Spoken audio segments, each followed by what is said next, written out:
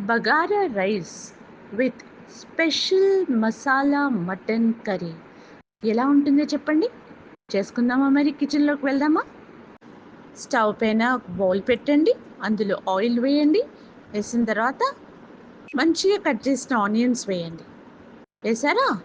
వేసిన తర్వాత green chillies పెద్ద పెద్దగా స్లిట్ చేసి అందులో వేయండి. గరం మసాలా నేను చూపెట్టినట్టుగా వేయండి. వేసి మంచిగా మిక్స్ చేయండి. చేస్తున్నారు కదా. దాని తర్వాత అల్లం వెల్లుల్లి పేస్ట్ వేసి మనం నానబెట్టుకున్న బియ్యం ఒక హాఫ్ అన్ అవర్ నానబెట్టుకోవాలి ఫ్రెండ్స్. అందులో కలపండి. కలిపి మంచిగా మిక్స్ చేయండి. మిక్స్ చేసిన తర్వాత అందులో ఉప్పు వేయండి. ఉప్పు వేసి కలిపి దానిపైన లిడ్ పెట్టి ఉడకనివ్వండి. ఓకేనా? తర్వాత వేరే ప్యాన్లో ఆయిల్ పోసి దాంట్లో పచ్చిమిర్చి స్లిట్ చేసి వేయండి పెద్ద పెద్దగా. దాంట్లో ఆనియన్స్ వేయండి. ఆనియన్స్ వేసిన తర్వాత నేను ఒక పేస్ట్ చేశాను. అదే కొబ్బరి గసాలు, ధనియాల పొడి, దాంట్లో కాజు, మళ్ళీ ఫ్రై చేసిన ఆనియన్స్ వేసి పేస్ట్ చేశాను.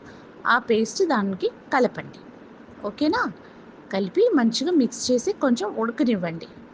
ఉడికిన తర్వాత కారం పొడి, పసుపు పొడి వేసి అల్లం వెల్లుల్లి వేసి మంచిగా మిక్స్ చేయండి. ఓకేనా?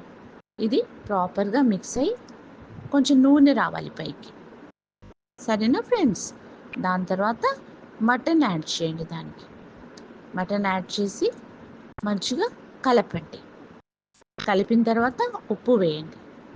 ఉప్పు వేసి మంచిగా మిక్స్ చేసి మూత పెట్టి ఉడకనివ్వండి మటన్కి. ఓకేనా? ఇక రైస్కి వద్దాం. బగారా రైస్కి. బగారా రైస్ ఉడికిపోయింది. దానిపైన కాజు ఫ్రై చేసి గీలో ఫ్రెండ్స్ దానిపైన వేసి పుదీనా కొత్తిమీర వేసి కేసర్ కలర్ సాఫ్రన్ కలర్ నీళ్ళల్లో లేదా పాలల్లో కలిపి వేసేయండి. మటన్ కర్రీలో బాగా స్పూన్తో కొట్టిన పెరుగు అందులో యాడ్ చేయండి. కొంచెం గరం మసాలా వేయండి.